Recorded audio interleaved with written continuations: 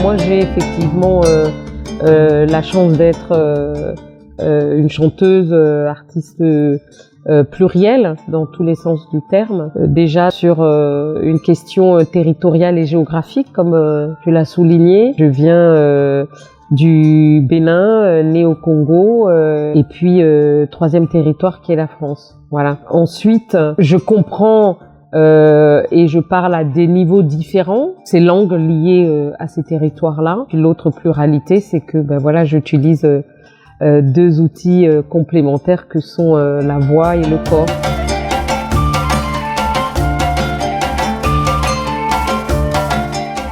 Je vais scinder cette question, la réponse à cette question en deux. La première, c'est la question de l'oralité, qui est effectivement une tradition de plusieurs pays. Là, on est sur le continent africain, donc effectivement, l'Afrique fait partie de ces sociétés où la tradition orale est très forte. Ça ne veut pas dire que l'écrit n'existe pas, parce que ça, c'est important aussi de le dire. L'écrit existe, mais effectivement, c'est un continent où la tradition orale a été forte depuis très très très longtemps.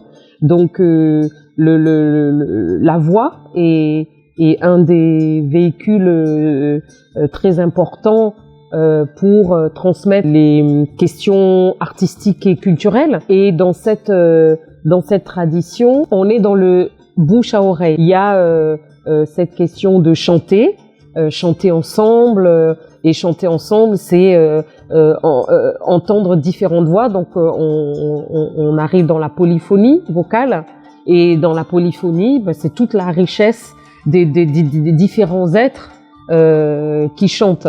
Donc c'est quand même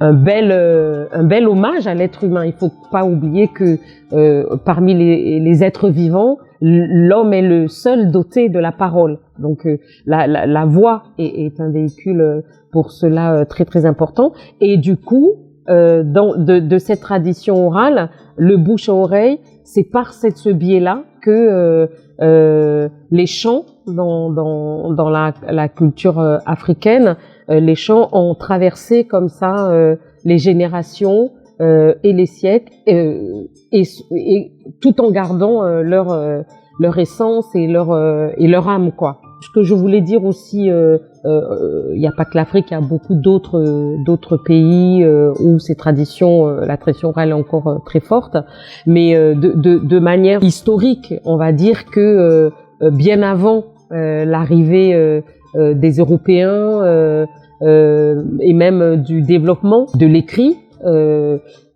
les Africains ont toujours exprimé leurs émotions, leurs sentiments, leurs préoccupations profondes à travers des contes, des légendes, des mythes, proverbes et des chants. Donc c'est par ce biais-là que effectivement on a trace de toute une culture, et par rapport à l'oralité, dans ce que je veux dire aussi, je trouve que c'est un véhicule très très important, parce que c'est le véhicule de la présence humaine, c'est le véhicule de la vibration.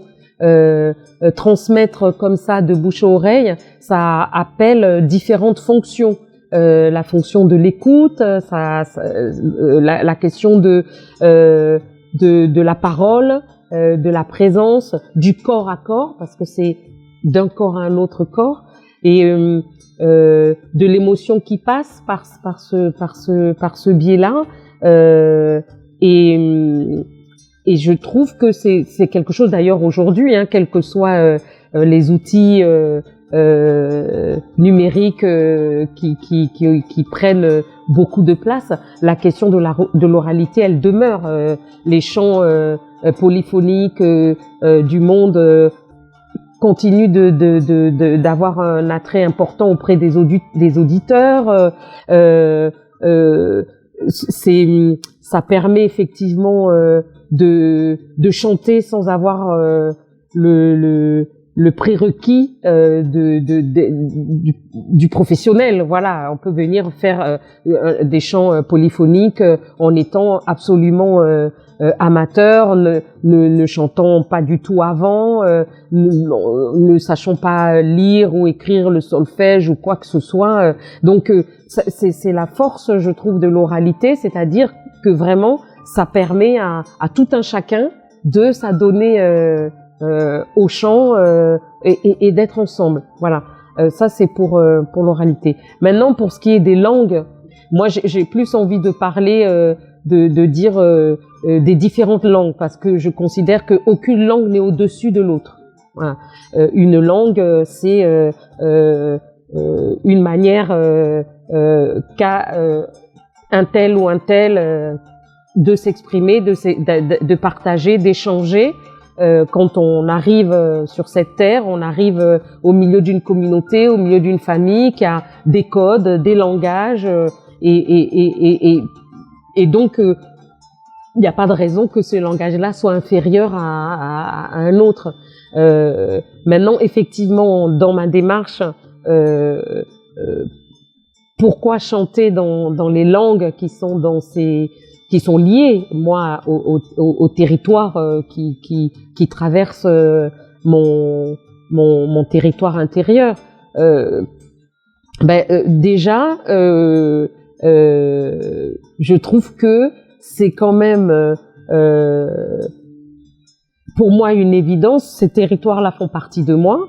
Ce sont des origines et des cultures qui m'appartiennent, que j'ai traversé à un moment donné de ma vie et que je continue encore de traverser. Donc chanter dans les langues liées à ces territoires-là, c'est une évidence. Pour moi, oui, c'est une évidence et un devoir aussi de comment dire, de représentation, c'est une façon aussi d'amener sur la scène publique, de rendre audible et visible aussi ces sols-là. Voilà. Et en plus, voilà, ce sont de très belles langues. Je trouve que en plus, quand je reprends des morceaux populaires issus de ces territoires, ces chants, souvent, les chants de la tradition orale, portent en eux une certaine profondeur, une pertinence dans le propos, une forte humanité. C'est toujours des petites graines semées et qui nous tiennent tout au long de la vie, parce que ceux qui transmettaient ces paroles-là, la parole est d'or, on dit. Enfin, la parole est d'argent et le silence est d'or. Bon, moi j'ai envie de dire la parole, elle est d'or quand même. Et donc, dans ce qui était transmis, c'était des leçons de vie. C'était dans les proverbes. En un seul proverbe, il pouvait y avoir toute une philosophie de la vie. Donc, ces langues-là, pour moi, elles portent tout ça aussi. C'est l'humanité et elles sont porteuse du lien aussi social que doit jouer l'artiste. Voilà. Et puis la deuxième chose, pourquoi chanter aussi dans ces langues-là, c'est En Afrique, presque toutes les langues, on va dire, je ne vais pas dire toutes les langues, mais beaucoup sont, quand on entend le lingala, il y a une sensualité, c'est une langue, on dirait que quoi qu'il fasse, la mélodie elle est là, voilà. Le Wolof, parce que j'ai eu ces discussions aussi avec Norbert Senou, voilà, on voit le Wolof, on peut entendre le rap derrière le fond. Bon, ça se passe beaucoup au niveau de la gorge, c'est des cordes vocales qui sont là, ça voyage dans le fond de la gorge, donc c'est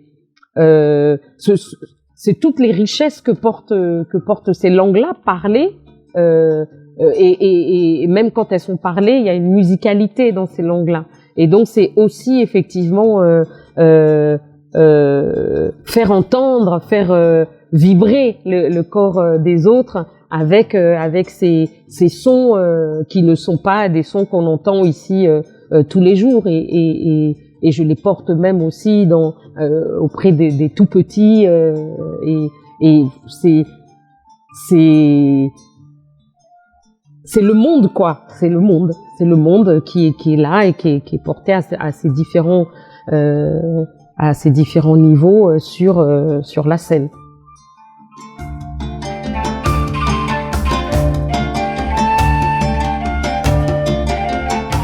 Je ne sais pas si les émotions sont plus fortes que ce que je trouve important, c'est de dire que les émotions passent par toutes les langues, voilà. Mais l'émotion, c'est la personne qui la porte, qui va la faire passer.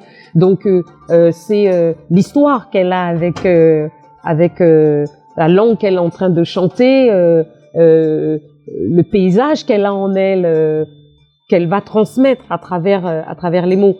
Les conteurs, quand ils racontent,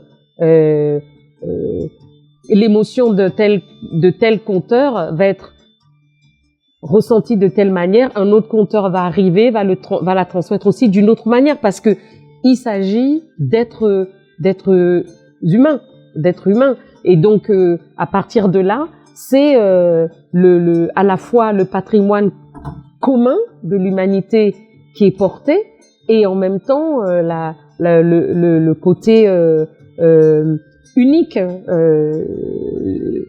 Donc ces deux choses mélangées vont produire cette émotion, mais l'émotion elle est parce que elle est vivante. L'émotion elle est vivante, donc elle vient d'un corps vivant, quoi, et vibrant.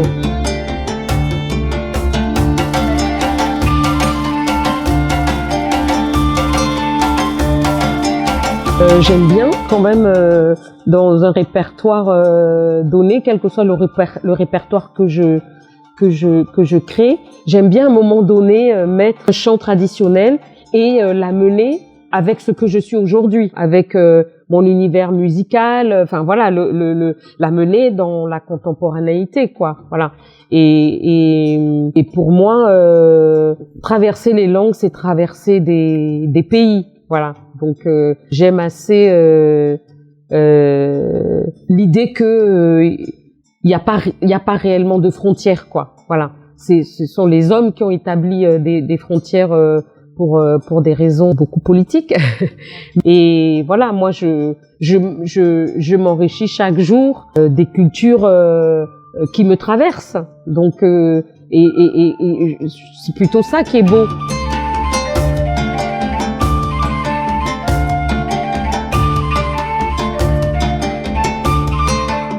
Comme je disais, c'est lingala, fon, c'est à plusieurs niveaux que je les comprends, et puis je les parle à des niveaux complètement différents. Avant de chanter en lingala, en fon et en français, alors là je parle, on est d'accord, on est toujours sur l'aspect artistique, créatif. Moi j'ai chanté d'abord en anglais. parce que j'ai commencé par le reggae en tant que choriste dans le groupe Gaïndé, qui est un groupe sénégalais, petit clin d'œil à Abdou Boy. Et ensuite, j'ai été chanteuse du collectif Aspo, About Some Precious Oldies. Et là, c'était du ska jazz, du rocksteady, et c'était de l'anglais. Donc oui, par rapport à la langue, je vais parler de l'anglais aussi. J'ai eu l'expérience de chanter. J'avais fait un duo avec une japonaise joueuse de koto, Mieko Miyazaki, clin d'œil aussi à elle. Et donc j'avais eu dans le répertoire qu'on avait fait ensemble. J'avais eu l'occasion de chanter en japonais.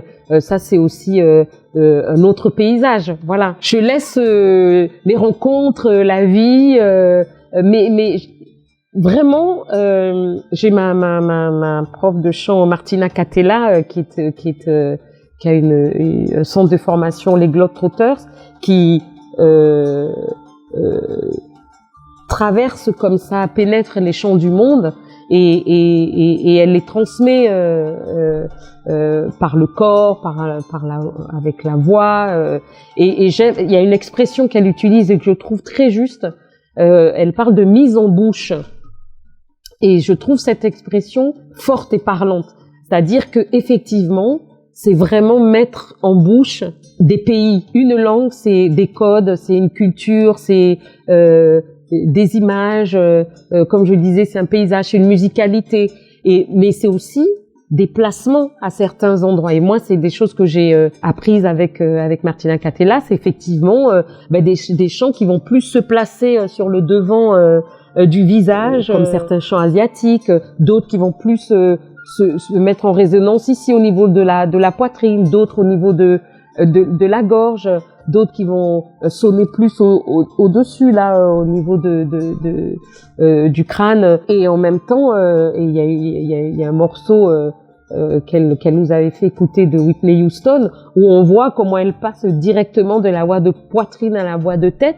Mais donc c'est vraiment des traversées quoi. Ce sont vraiment des chemins qui sont prêtés. Et par exemple quand j'avais chanté dans la langue de Khalid, fallait placer des choses un peu à l'arrière de la bouche, au niveau des mandibules là, et faut aller placer. Donc rien que pour ça aussi c'est très intéressant de voir comment les prononciations sont faites, à quels endroits du corps elles vont toucher. Ça c'est une richesse de pouvoir se laisser pénétrer, traverser par ça. J'avais eu la chance aussi dans un opéra en langue française et wolof de chanter un chant en wolof comme ça. C'est pareil, c'est pas au même endroit qu'on le place que le fond qui est ma langue paternelle. Donc chanter dans différentes langues, oui, moi je suis ouverte.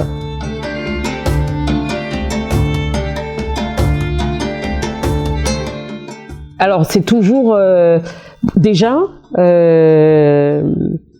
moi la première fois que j'ai eu envie que j'ai chanté en langue fon, il y a une émotion qui m'a submergée parce que c'est la langue de mes parents, c'est ma lignée quoi. Voilà, donc c'est vraiment quelque chose qui a éclos comme ça. Et les gens ont ressenti cette émotion-là. Je me souviens de musiciens, Francis et Manu, qui ont fait le premier disque que j'ai fait moi avec la chrysalide à Wadakpepe.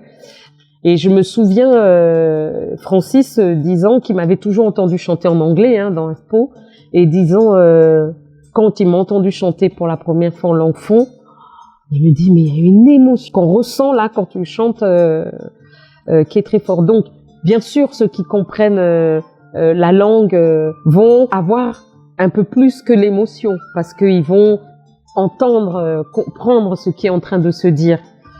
Donc oui, ça me touche, d'autant plus que ça fait longtemps que je vis en France. Voilà. Donc c'est vrai que j'ai l'impression de rendre hommage, voilà, à mes terres, de dire voilà, oui, je suis partie loin, mais vous êtes toujours là. Après, ce sera une autre émotion si je devais aller chanter au Congo, parce que là aussi, ça fait très longtemps que je n'y ai pas mis les pieds. Le Bénin, non, j'y suis allée très récemment. Donc ça, c'est effectivement pour les auditeurs qui comprennent la langue. Après, ce que je trouve important, moi, dans le fait de chanter aussi dans ces langues, c'est surtout que l'émotion, elle passe, même si le spectateur, l'auditeur ne comprend pas le sens. Dès l'instant où il reçoit l'émotion qui est portée par ce chant-là, pour moi, c'est ça l'essentiel. C'est parce que ce qui est intéressant, c'est le passage d'humain à humain, quoi. C'est le passage de la bouche à l'oreille, de la bouche au corps de l'autre. C'est ça qui fait humanité, c'est ça qui fait sens,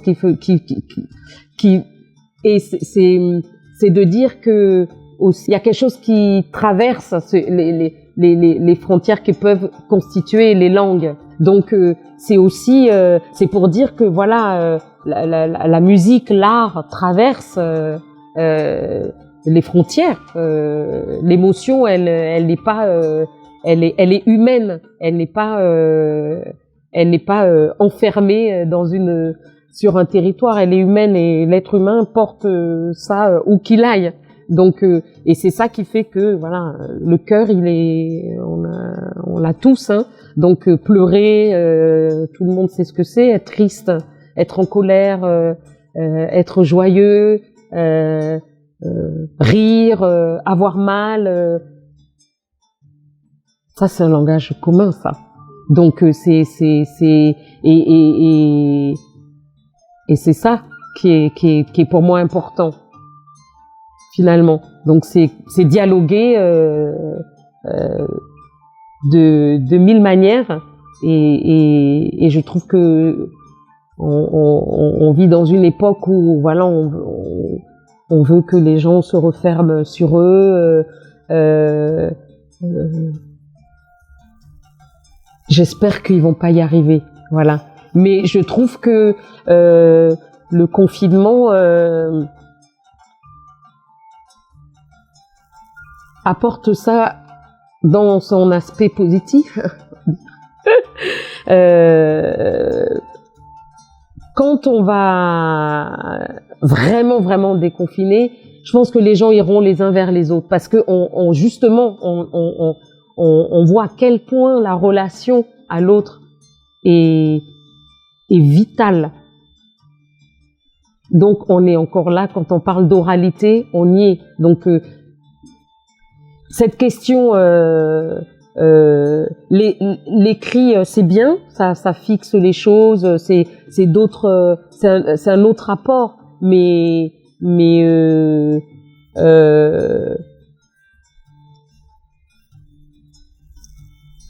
l'oralité, c'est ce qui nous constitue. D'ailleurs, on le voit, les étudiants, enfin, là, on va parler des outils numériques et on entend les gens qui travaillent, qui sont sur les ordinateurs, les étudiants qui disent oui bon c'est très bien les cours comme ça par visio, mais bon c'est mieux en présentiel. Ben oui parce que c'est le vivant, le présentiel, c'est le corps, c'est l'émotion, c'est le regard. Voilà, il y a des choses qui vont passer par ce biais-là et l'oralité est une force, c'est une valeur très forte et donc le chant, quand on chante, il y a beaucoup de choses. C'est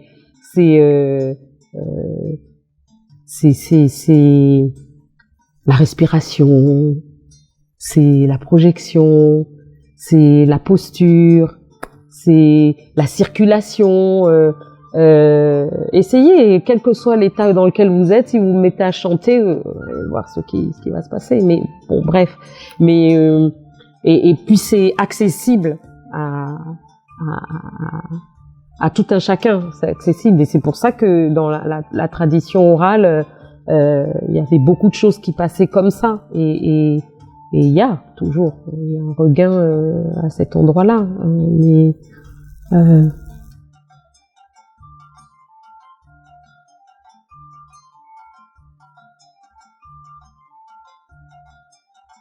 alors c'est un peu, c'est vrai que pour la culture, comme il y a beaucoup de domaines qui souffrent de cette pandémie, et en tout cas du confinement, on va dire.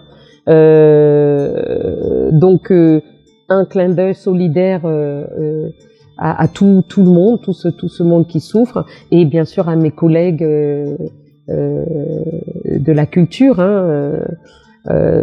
collègues, acteurs culturels, tout ce qui fait que on vibre. Je pense qu'on mesure aussi à quel point c'est essentiel. Alors, bien entendu, on est d'accord que effectivement, avoir un toit, se soigner et se nourrir, c'est vital. Mais on voit aussi que quand on a ça, il faut aussi autre chose, parce que ça permet aussi d'ouvrir son esprit, de réfléchir, d'élargir son horizon. Donc oui, on est dans l'attente là pour pouvoir effectivement. Donc moi, pour ce qui est des concerts, c'est comme tout le monde, c'est à l'arrêt. J'ai eu l'occasion de faire des captations live. C'est déjà ça, mais sans public, ça fait bizarre. Donc c'était bien. La dernière fois, il y avait quelques personnes quand même. La dernière captation qui a été faite, mais là c'était à l'occasion des vœux en région, à la Mecca, par l'Ouara et la région. J'ai la chance aussi de travailler avec différents types de publics dans mon travail artistique, d'avoir des propositions qui touchent différents types de publics, dont la petite enfance. Donc moi, ça fait plusieurs années que j'ai des formes comme ça adressées aux tout petits, et aussi un tout petit peu aux scolaires. Donc j'ai des choses comme ça, des activités comme ça, des interventions que je fais auprès d'écoles primaires. J'ai eu à répéter avec plusieurs classes à Arles pour un concert qu'on doit faire qui s'appelle le Chœur battant, chœur pour chorale, qu'on devait faire en février mais qui a été repoussé. Mais j'ai du coup répété beaucoup avec les élèves. Et puis là, tout récemment, avec dans le cadre au fil de l'eau, un dispositif Cotéac mis en place par l'IDAC avec Transrock, j'ai été chanter dans les crèches, dans les multi-accueils loisirs. Donc là, les tout petits, c'est la toute petite enfance. Et j'ai encore la semaine prochaine, je dois encore m'y rendre. Donc pour l'instant, ma vie artistique se vit avec ce public-là. J'ai aussi d'autres interventions à faire avec en collaboration avec la manufacture CDCN, voilà, dans des écoles primaires de la région. Et j'ai aussi un joli projet aussi là avec Alif, avec 2 classes en collège aussi, qui ont choisi de travailler sur Nina Simone, donc sur la question plus large de la ségrégation, donc de la citoyenneté. Donc voilà, c'est ça qui se dessine, voilà. Et puis parallèlement à ça, je continue d'écrire, de travailler ma voix, musique, voilà, parce que oui, j'ai la chance, mais comme dirait Norbert, c'est nous la seule vraie chance sur laquelle on peut compter et qui semble fiable, c'est le travail.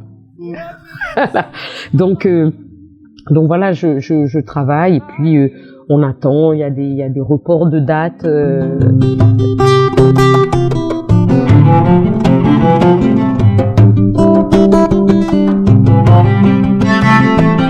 Suspense. Je ne dis rien pour l'instant, mais non, je ne dis rien. On verra bien, Mais j'ai des choses en tête, mais voilà, ça viendra.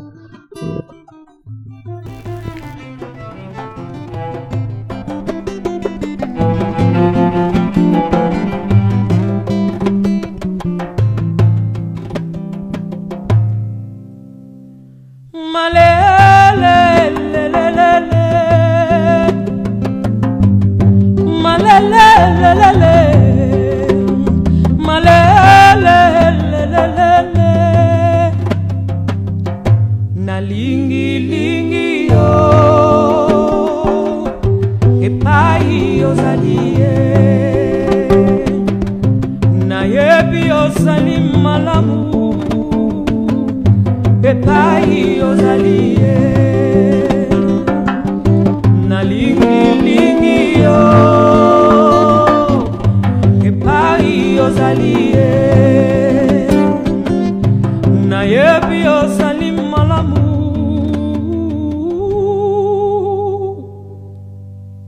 epai ozalie